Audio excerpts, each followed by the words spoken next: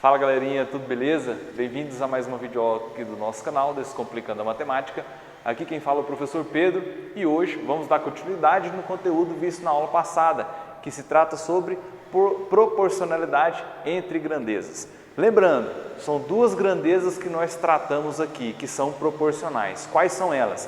Diretamente proporcional é quando uma grandeza aumenta, a outra aumenta também. Se uma diminuir, a outra também vai diminuir. E grandeza inversamente proporcional é quando uma aumenta e a outra tem a tendência de diminuir na mesma proporção, ok? Hoje temos um exemplo bem tranquilo, raciocínio para vocês entenderem como funcionam essas questões de grandezas, tá bom? Grandezas proporcionais. Então, exemplo 1. A respeito de grandezas proporcionais, assinale as alternativas corretas, tá? Então, temos aqui a letra A. A velocidade de um automóvel e a distância percorrida por ele são grandezas diretamente proporcionais. Então, ele está afirmando que são grandezas diretamente proporcionais. Primeiro, se você está com dúvida, não sabe se é diretamente, se é inversamente proporcional, vamos olhar para as grandezas e vamos simular essas grandezas, né? Quais são as grandezas que ele falou? Velocidade de um automóvel e distância percorrida. Beleza, vamos imaginar que a velocidade do automóvel ela aumente. A velocidade do automóvel vai aumentar. A distância, ela vai aumentar ou vai diminuir? Pensa bem, vamos usar o raciocínio. Pessoal, se você está a uma certa velocidade, se você aumentar a velocidade, você vai percorrer uma distância maior em certo tempo, né? Então aqui ele não falou nem de tempo, mas eu tenho que levar em consideração isso, tá? Se eu aumentar a velocidade, é claro que eu vou percorrer uma distância maior. Se eu diminuir a velocidade, é claro que eu vou também percorrer uma distância menor. Então, se as duas grandezas tendem a aumentar, uma grandeza diretamente proporcional, esta já é uma alternativa correta. Letra B. A quantidade de mercadorias produzidas, então aqui ó, quantidade de mercadorias produzidas em uma fábrica e o número de funcionários trabalhando em condições ideais nela. O que isso quer dizer? Que todos trabalham na mesma condição. Não tem aquele trabalhador que trabalha menos, não tem aquele trabalhador que trabalha mais. Todos trabalham por igual, tá? São grandezas diretamente proporcionais. Beleza, mesmo esquema da de cima, vamos simular. Se eu tenho que produzir uma quantidade de mercadoria maior, o que eu tenho que fazer? Eu, dono dessa empresa, eu tenho que aumentar o número de funcionários, porque se eu aumentar o número de funcionários, é claro que eu vou ter uma quantidade de mercadorias maior, uma maior quantidade de mercadorias produzidas. Se eu não preciso de produzir tantas mercadorias, o que eu posso fazer com o número de funcionários? Eu posso reduzir o número de funcionários para executar aquela atividade, tá? Então são grandezas diretamente proporcionais. Quando uma aumenta, a outra também vai aumentar. Então, letra B também é mais uma questão, tá? Letra C, a área da base de um prisma. Então, aqui está falando da área da base de um prisma e seu volume. São duas grandezas, porque eu posso medir, área eu posso calcular, eu posso medir e volume também. São grandezas inversamente proporcionais, quer dizer, quando uma aumenta, a outra vai diminuir. Beleza. Mas aí, eu trouxe aqui, para nós analisarmos, uma figura em acrílico que representa um prisma.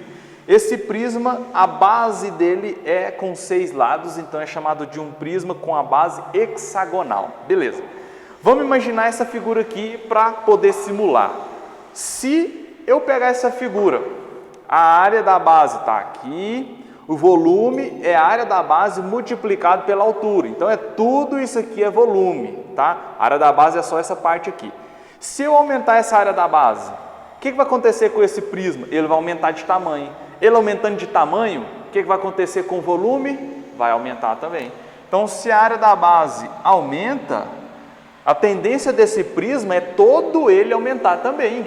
E aí o seu volume também vai aumentar. Se eu diminuir ele, se eu diminuir o tamanho da área da base dele, é claro que o seu volume também vai diminuir, porque a figura vai diminuir, ok? Então, o que acontece?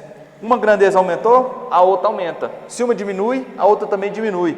Grandeza inversamente? Não, grandeza diretamente proporcional, ok? Continuando, não marco porque não é verdadeira, não é correta. Letra D, velocidade de um automóvel e o tempo gasto no percurso são grandezas diretamente proporcionais, beleza. Velocidade do automóvel e tempo. Pessoal, muita atenção com essas duas grandezas, pois elas são diretamente ou inversamente. Vamos observar. Velocidade do automóvel. Se eu aumentar a velocidade de um automóvel, o que vai acontecer com o tempo? Vai aumentar ou vai diminuir? O tempo vai diminuir, tá? O tempo diminui quando você aumenta a velocidade.